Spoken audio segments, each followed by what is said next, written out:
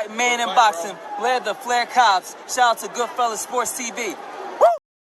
All right, man, let's talk about Caleb Plant. He said he might, don't be surprised if he knocks out David Benavidez. Unlike Gervonta and Ryan, he says that his fight with David Benavidez is signed. You know, David Benavidez said that Al Heyman gave him the option of taking a tune-up. That's why the Uztaki fight came. I think he fought this weekend. Not sure if Uztaki won. Or they're going to the Plant fight. Benavidez going to the Plant fight. You know, Benavidez apparently, according to his father on the Boxer Voice a couple months ago, read back up with Al Heyman. So yeah, he's back with Al, and he's making the big fight happen. So, but Plant said, don't be surprised he don't mess around and knock Benavidez out, which I don't think out the Plant, out the realm of possibility. I always thought he had a good chance. And I just thought he just moved. At one point, I just thought he moved too much. He never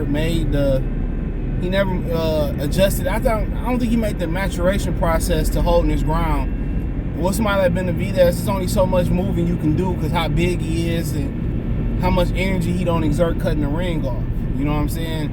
So at some point, you got to hold your ground versus him. And I always like to use the fight with Pernell Whitaker and Julio Cesar Chavez Sr., how, Whitaker used his slick defense, but he was aggressive with it.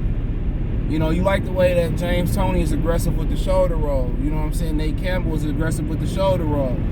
You like guys who can remain aggressive, with that defense. Some guys who on the front foot like Canelo Alvarez, David Benavidez, Chavez Sr., sometimes, with those guys, you got to be aggressive. Once you move and box and stick and move, especially Chavez Canelo, you ain't gonna win on points. You ain't gonna win on points.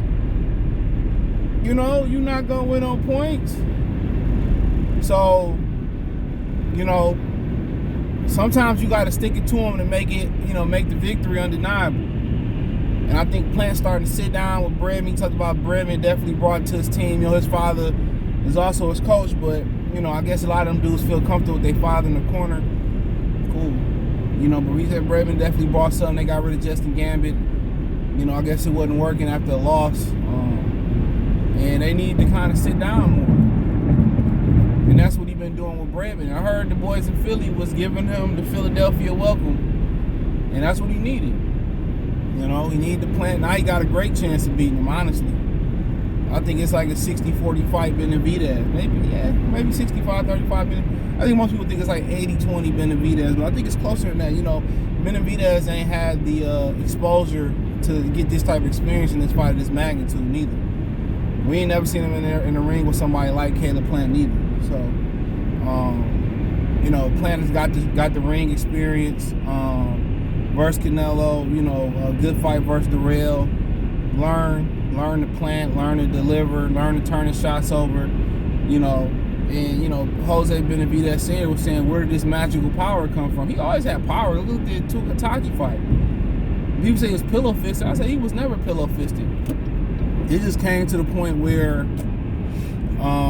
he wasn't sitting on his shots. And even when it was guys like Caleb Truex, he should have finished, or Porky Medina, he should have finished, he still was just doing the same thing. It wasn't no evolution to the game plan. Like, we're going to box him, then we're going to drown him. It's like we're just going to keep boxing him, doing what we're doing, and get the decision. It wasn't no go out there, when we box him, we just start putting water in the bank, touching his body, then we gonna get him the fuck up out of here. We're going to box. He could box, we all can see that. But at some point, versus them bigger guys and them guys who got, more money behind them, you got to go out there and, be the boss. And I think that's kind of what he, learned. He learned to do versus Canelo Alvarez was be the boss. Sit on his shots, turn his shots over. Use your defense. Don't compromise your defense too much, but also don't compromise your offense trying to defend. And now you seeing him sit there, turn his shots over. Bring his hands back home. Now he's finding that meshing point where his defense and offense both clicking on all cylinders at the same time. A lot of guys you see today, they Even offensively, all they do is their adjustment is to step up the volume, step up the volume, step up the volume, step up the volume, step up the volume. And it's never no, it's never no, oh, we gonna make them slip, miss, counter, we gonna do something different. It's really never that. It's really nothing else. Like, okay, once we start, once we stepping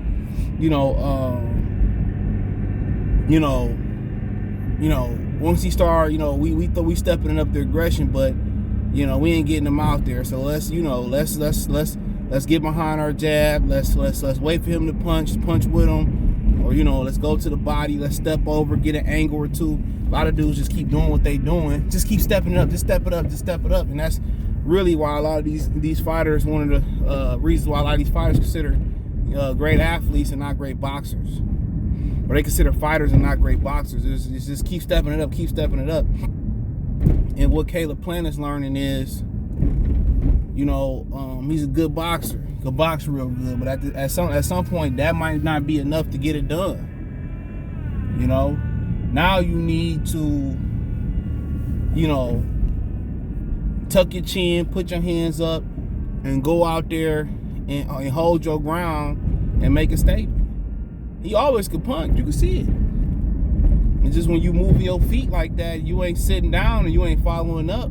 You throwing one or two hard shots, you drop Ustagi, and then it's like, and it's like, what else is next? We're gonna just get back to boxing. We ain't got no killer instinct.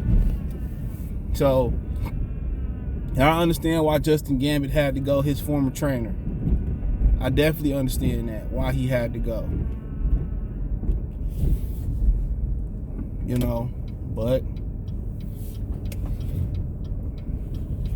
But I mean, it is what it is. But you definitely understand why.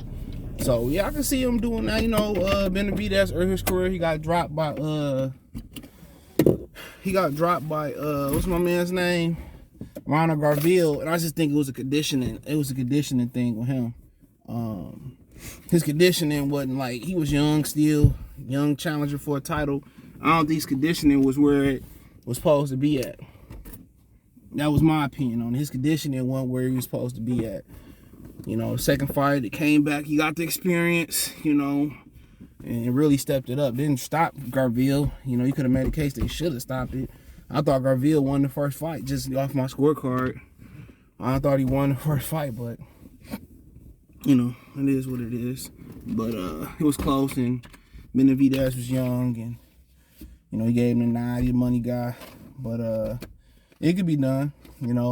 My game plan would be a lot of counter punching, a lot of body work, a lot of counter punching to the body. That's how I would break him down to the body. That's exactly what I do. Like he do no sit-ups or no crunches, no shit. That don't mean he ain't strong in the gut, but we gonna find out. I ain't even worried about hunting the head. I'm taking the air off Benavidez tires, and I'm just working off him. I'm just countering him. I'm making him bring them hands back home. And if he don't, he gonna get clocked. That'll be my game plan. If he don't bring them hands back home, he gonna get clocked. You sit right there in them like Pernell Whitaker. Sit right there in there, push him back, sit in there. You turn him, make him pick up his feet, because his feet gotta be planted to throw. You keep turning them, sticking them and turning them. Shit. Make sure your defense tight, punch with him, and hopefully, you get there. Yeah, he got fast hands, but you got fast hands too. Not only he got fast hands, but you got better defense. You bring your hands home. So I'm gonna get in there with him. I'm gonna press him. I'm gonna push him back. I'm gonna sit in there, just turn him. I'm not gonna run from him. I'm gonna just make him pick his feet up. I'm gonna work off his offense. I'm gonna touch the body, counter the body, jab to the body. I'm gonna break his ass down. And when them body work start adding up, he got a bad tendency of not bringing his hands home. Guess what? Like the Anthony Durrell, I'm gonna punch with him. I'm gonna make sure I'm in position to be defensively successful as much as possible, and see what happens. Still can beat your ass though. Shit, he a talented fighter. It's kind of more about what Plant said, but I don't think it's out the realm of possibility. But I think more people favor that. We probably more than likely see Benavidez actually park him. I think most of us would agree if anybody getting parked, it's Caleb Plant. But Caleb Plant got something that Benavidez ain't got, and that's experience. So, but yeah, I mean, I look forward to it. You know, they fight. I ain't paying for it though. Sorry, you already know. Fuck Al Heyman. You know, but you know, I wish both the best. You know, I'm going with my boy Benavidez though. He's a monster, but I wouldn't count Caleb Plant out neither. That ring experience, the natural talent. But Benavidez, a big dude. He a bad boy. But you know, at the end of the day, we'll see. You know, when they said the contract signed, they looking at a few big cities. Caleb Plant said he preferred Las Vegas. I think it was on Fight Hub TV. Said he preferred Las Vegas. So we gonna see. So let me know what you girls and guys think. Check out the Box News playlist. Thumbs up the video. Share the video. Subscribe to the channel. And the subscribe button. It's the bell icon button. Hit all notifications. Increase chance to get notifications. We go live, drop video. Financially want to support the channel, Cash App, $ CJ Good 313, Venmo CJ Good 313, PayPal link in the description. Hit the link tree. Follow me everywhere. When you hit that link tree, it's the first link in the description. Peace.